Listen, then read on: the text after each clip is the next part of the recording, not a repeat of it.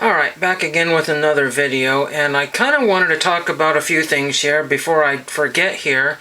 I had 0 mail days for the last 3 days. I think I got a pizza coupon, which I'm probably going to save. It says good for 90 days. And then I got a message on my email saying that COMC is shipping. So out of the blue, there was like 100,000 some people that were ahead of my order, and boom, it says it's shipping. So that's crazy. One of the unfortunate things is that I've got a complete set more or less, but I'm missing a few cards. I forgot to order a couple.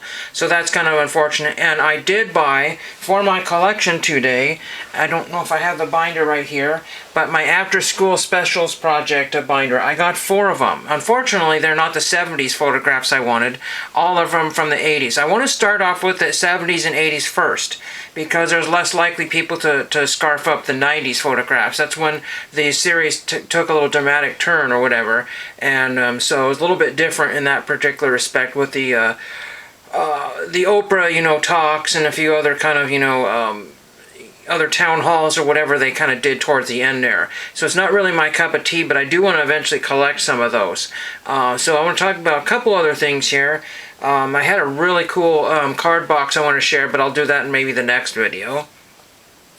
And one of the things that brought about this video here is what I have been finding and what I have not been finding at the Goodwill type stores. So I haven't mentioned very much geographically exactly where things are, but if I take a fast trip in a town and I hit all the traffic lights and traffic is light, it's basically 20 minutes to get to the Goodwill bin store. It's a long trip though, but yeah, it's 20 minutes. Sometimes 25 minutes, and if it's very, very slow, 30 minutes, but it's not usually been that slow very often. And then I've got a store that's barely even 5 minutes from me, and then one that's closer to 10 minutes from me. 2 little thrift stores there. And they have books sometimes, but I don't buy them very often from those stores. The one thrift store has very few vinyl records, and they just always stay there. They're $1 a piece. The other thrift store has vinyl records. That's 3 for $1, and then they jump up to $5 each, and more for those, the rock ones. Anything that's not rock is usually, or if it's rock or country, it's usually 3 for $1, and they actually have physical mold growing on those. So I don't want to bring that home.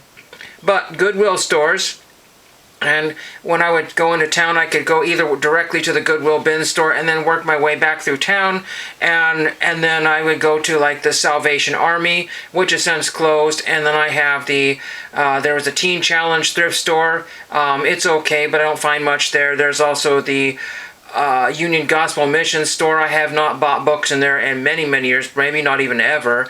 And then there is a St. Vinny's. They call it St. Vinny's, and that's still open. But it was the Salvation Army that I had been recently finding a lot of books from my collection, and ones that I actually wanted.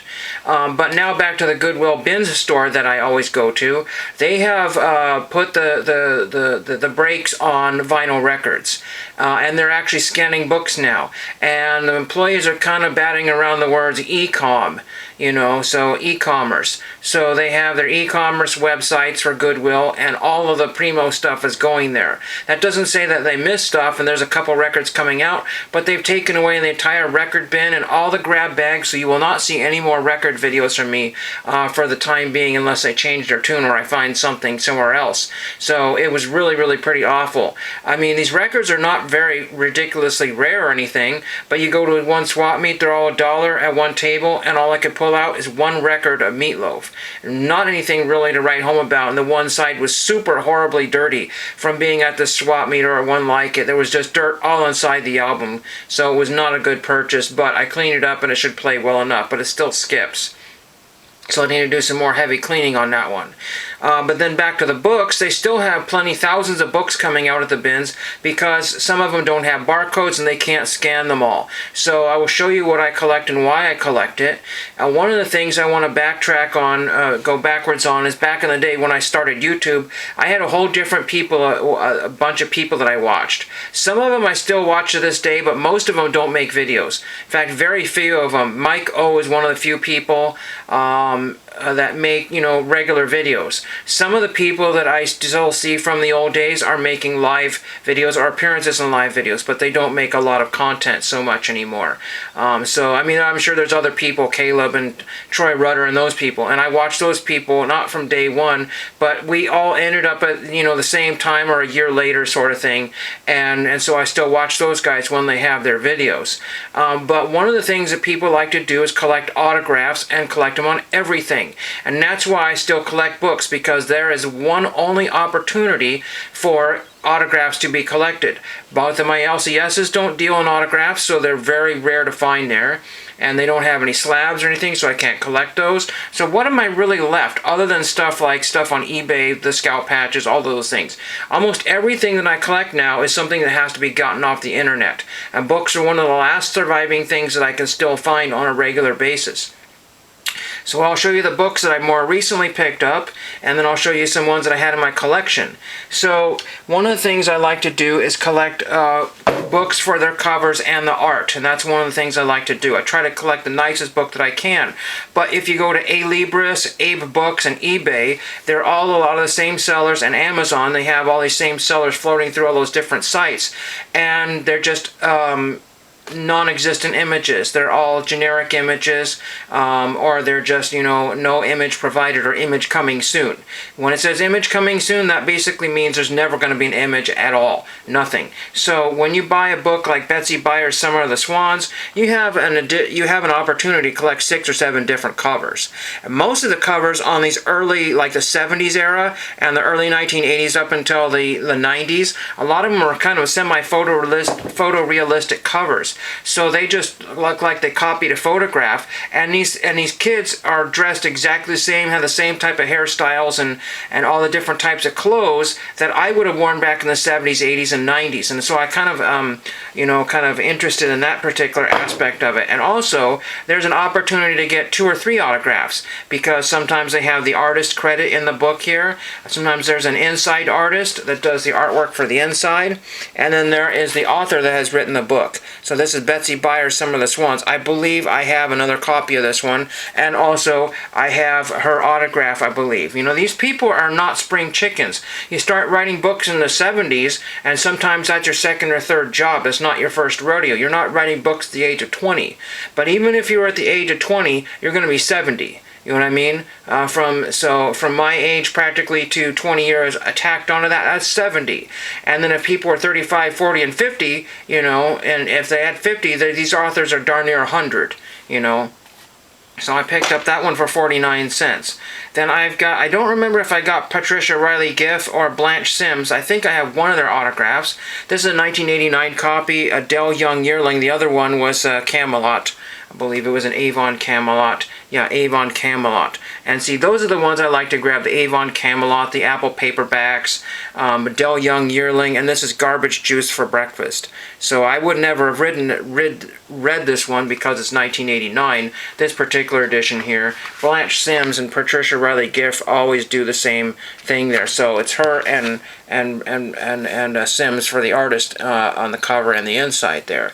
And so that's more of a, you know, these kind of chapter books, you're not seeing them on the shelves very often. I am seeing variant covers and people charging a lot for certain covers. $20 and $30 for some of these books, and they look like they've been stepped on by numerous kids. This one here is Peggy Parrish. I believe I have her autograph in one of my books here, and I'll show you what I do with those here. Clues in the Woods. There was one author that pretty much demanded that I send the book, mail the book in, and they didn't want to sign a blank piece of paper, so I understand that one, and it was a fairly thin book, but now it's really expensive to do this. It would cost me $3 to $5 probably to mail this book, because, you know, I don't know if I could do it medium mail, but I would be able to have to do it that way and then back again, so I don't want to spend, you know, $5 to $10 for every single book that comes in here. And some of the artwork inside these books is a lot older than the cover on the outside. They just update it. Sometimes, you know, the updated cover does not translate to what's on the inside here, and so this is 1980, but it was originally it says Margaret Parrish, but anyway, Excuse me, but it originally was done in 1968. Copyright 1968, I believe, is what that says there. So those are the recent ones I picked up, and that's all I picked up. Because, I mean, thousands of books that I throw around at the Goodwill bin store, I'm not finding very much from my youth. Nothing. I mean, maybe it's a Stranger Things deal or, you know, everything old is new again. I cannot find anything. It's really, really difficult. These are ones I just randomly grabbed from the library cart that I have. This is Betty Miles, and I basically just wrote, and just whatever books I had, I stuck the autographs in. So this is Betty Miles, Just the Beginning. You can tell just from the age of that cover, you know, it's probably from the late 70s.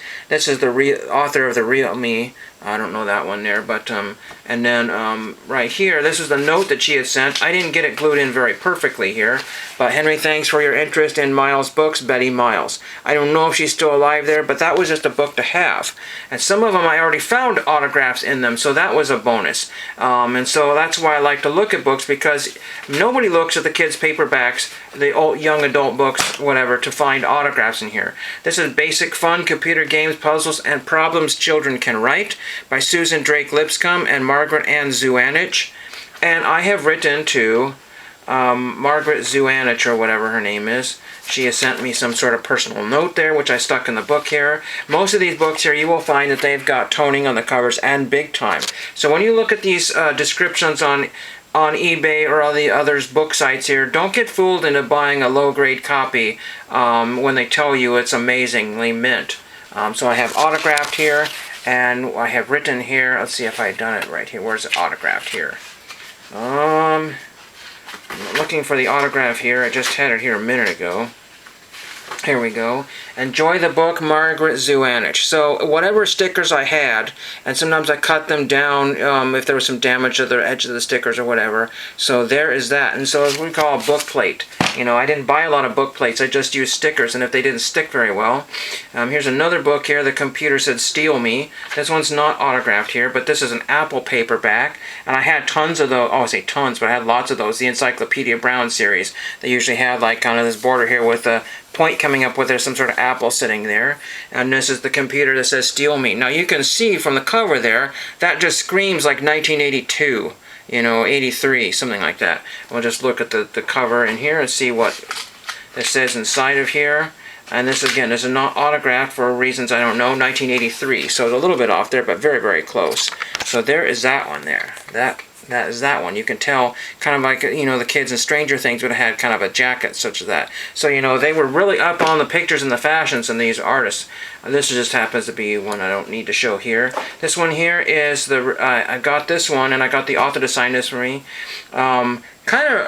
These kids actually look a lot like the kids from that movie, I Can't Think, Daryl. See, that looks like Daryl and his friend Turtle. I'm serious. See, very, very similar. But that also looks very much like me, and very much looks like my brother right there. See, so, you know, sometimes I had an attachment to the covers because it looks like my grandma's motorhome, the Winnebago or whatever she had, but didn't have the vines growing on it. But The Return of the Plant That Ate Dirty Socks by Nancy MacArthur. And some of these artists and authors have been sending me extra stuff here. See, so here's a bookmark. Have fun reading The Plant That Ate Dirty Socks by Nancy MacArthur. And then she's autographed that bookmark there. And then this is also the envelope. She gave me my envelope back, you know, with the stamps on it. See, I used really cool stamps back in the day. I don't have as easy access to get those with the bright prices here. And then, and I just thought it was kind of cool. The inscription, it says, 1993 to Robbie Robinson on his 8th birthday. From Grandma Ann Robinson, and then to Henry, have fun reading, Nancy MacArthur. So I threw that in there. She had no idea what book that I was referring. I mean, no, she never got to see the book there. Here is The River by Gary Paulson, something that I don't think I ever read, but I think my brother read that. I think that was probably also a TV show. I mean, a made-for-TV type movie. I think that's my guess there. And then just wherever the book plate fit the best. And I have Gary Paulson's autograph. I'm almost certain of it, but it doesn't look like it made it into this copy here. I'm trying to see, and it's not in this copy here. That's just a copy of Gary Paulson's The River. There's another one that's not autographed here. This is Summer Dog, now a major motion picture. I've never heard of Summer Dog, But it's, again, another vintage Avon Camelot. This one's probably circa 1979 or 80. So let's just take a look here. And they've got pictures from the movie in here. So some sort of pictures in there. There's Adam and Hobo. I don't remember what actor that was. That's not Lance Kerwin, but it could be.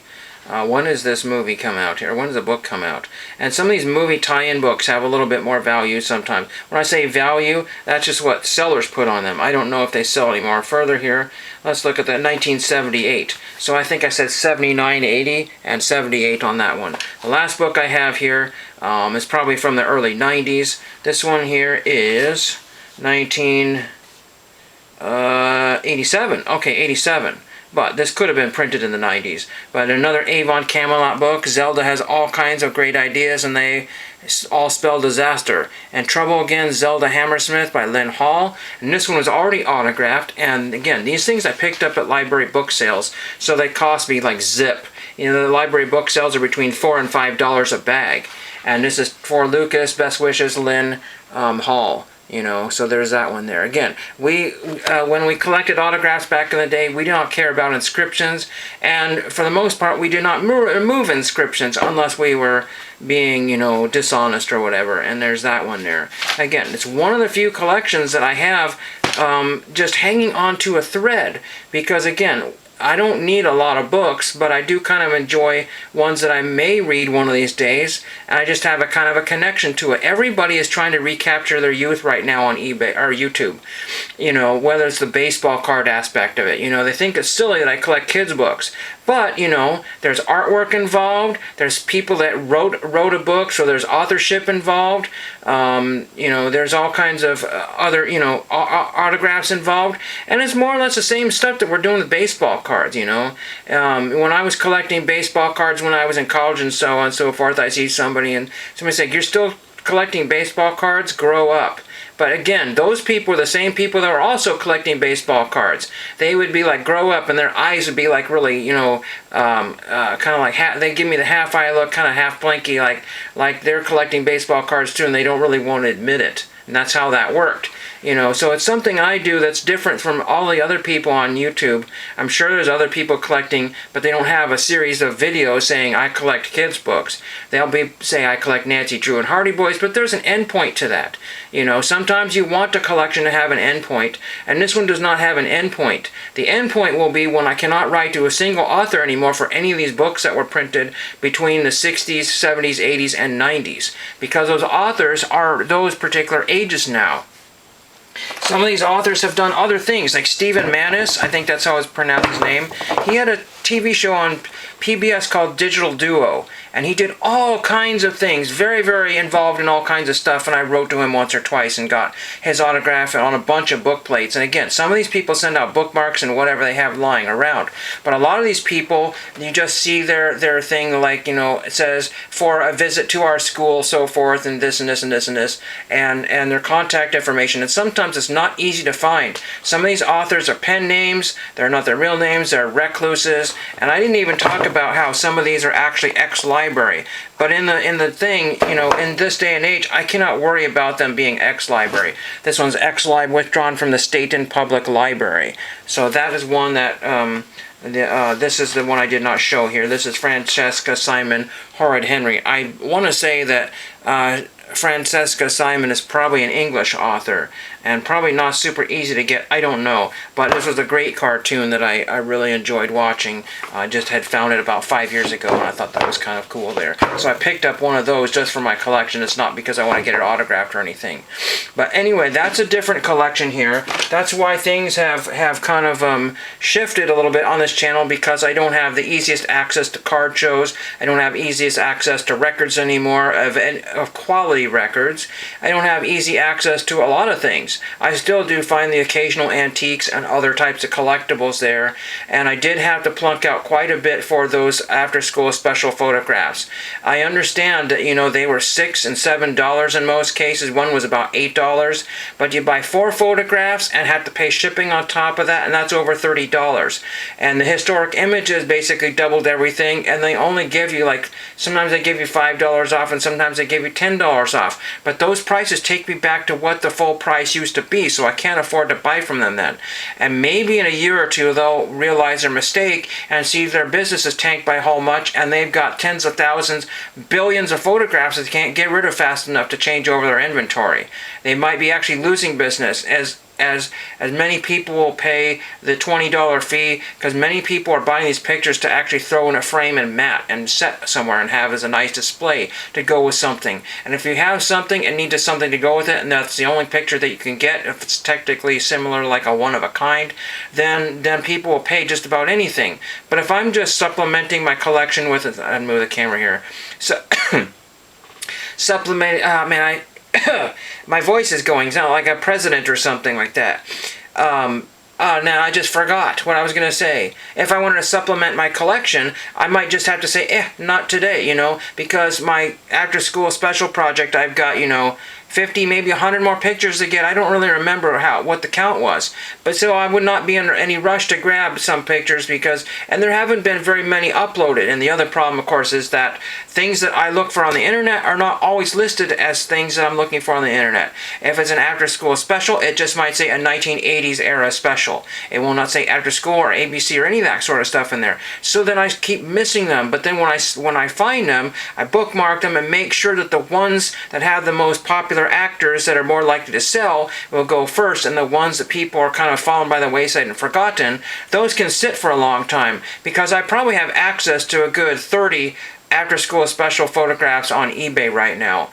And mind you, a total of 30. There's a couple there that are duplicates. So that would be 35 maybe. But again, there's only about 30 barely that I have that's available. There are a couple more that are just like astronomically expensive. That would be closer to $50. So that's technically non-existent or available to me. I make sure that I look at anything $20 and below, because if it's the last picture I need and it's a really hard one to get, then I want to make sure. But I also don't want to buy modern day reproductions, which there's plenty of. But there are sellers that tout these are printed from back in the day, and then all of those corresponding articles that I bought, from the TV guides, those can be had for between $2 and $10 each, and I may pick up a few more of those, but that only if I get close to my collection. That's why I have to cut back on everything else to get that collection going. And so when you see $30 being spent on photographs, that means $30 is not going elsewhere,